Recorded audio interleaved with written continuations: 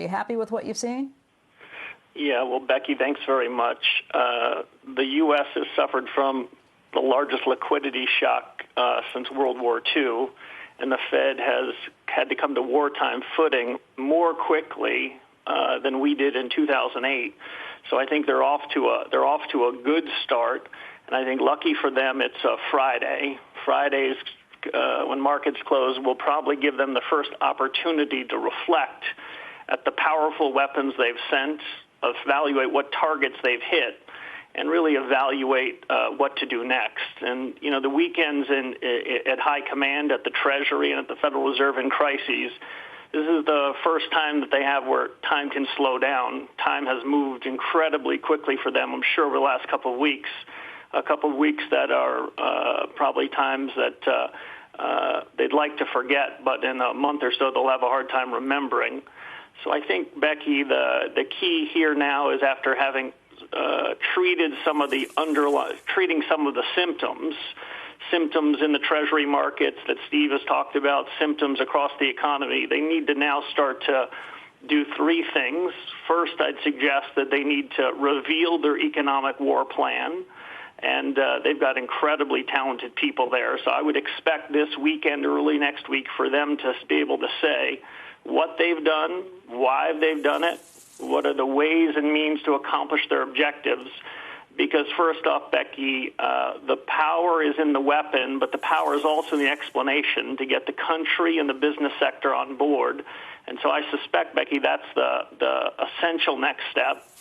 And beyond that, while they have treated some of the symptoms and done quite a bit to the problems that have emerged in the plumbing, my sense is the next move for liquidity is it needs to be broader. The distressed industries that Eamon talked about at the outset is the U.S. economy. So this liquidity now needs to be spread across the broad economy, and that's the essential element, it strikes me, of responding to the 2020 pandemic. Yeah, not to mention the municipal bond market, which we spoke with Steve Leisman about earlier. That seems to be showing some of the signs of stress, too. It seems like there are just a lot of holes in the dike. They're going to have to stick their finger in a lot of different places. Yeah, I think that's right. I mean, they've certainly come to the aid as an incredibly effective support to different parts of the plumbing in the house that are breaking. But they need to move, I'd say, more strategically and perhaps even less tactically than they have in the last couple of weeks. And I'm sure they understand this. And that is, unless they can get the economy to hang in there, unless they can get the economy to effectively buy some time so that businesses can wait to see what's the course of the virus, the course of the response, then they're going to have in several months' time liquidations of businesses large and small.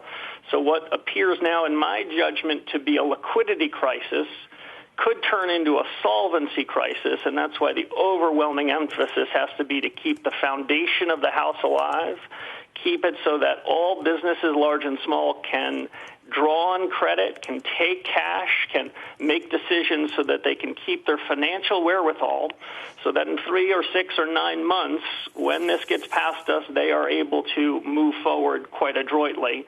And so, again, my call, which I suspect they all recognize in Congress, at the Treasury, at the Fed, is that the forceful joint action they need to take now is to provide liquidity to all solvent comers before the financial crisis, to effectively buy a little bit of time, and so we can see where this goes. There will be a future time where decisions could be made on what industries were particularly harmed, but if we save an industry, if we solve the symptoms, but we don't treat the underlying patient, it really won't be money well spent.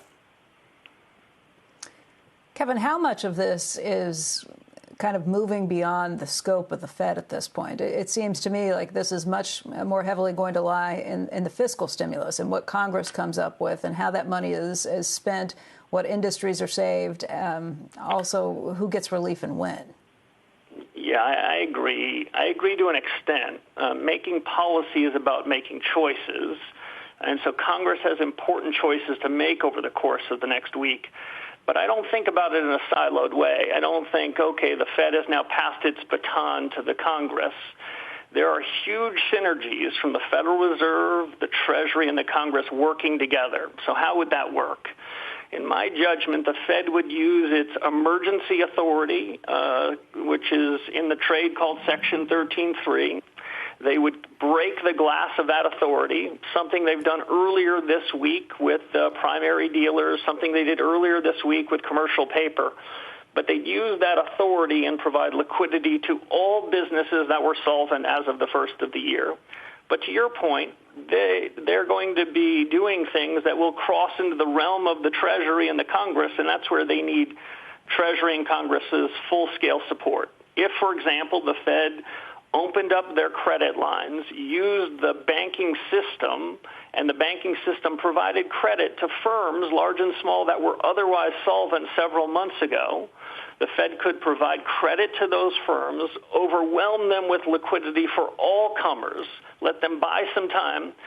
But to the extent there are losses, to the extent the crisis lasts longer, some of these businesses can't survive, then Congress needs to pick up the tab. The Fed is not in the business of spending fiscal resources. Congress is.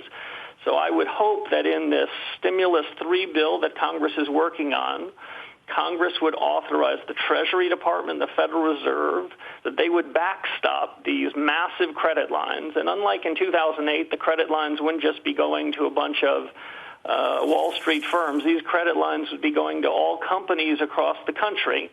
And the Fed, we would use the Fed plumbing, the Fed infrastructure, the Fed supervision of banks with the other bank regulators. But the losses would be on the taxpayer's dime. And I think there are huge multiplier effects by having the Fed and the Treasury stand behind it. So I'm hopeful that in the coming days, some version of a plan would work that would reliquefy this economy, because time is going to be running against the Fed. So I do believe the time is right now for this full reliquefaction of the economy, and it requires all parts of government to act in concert. None of them can do it alone.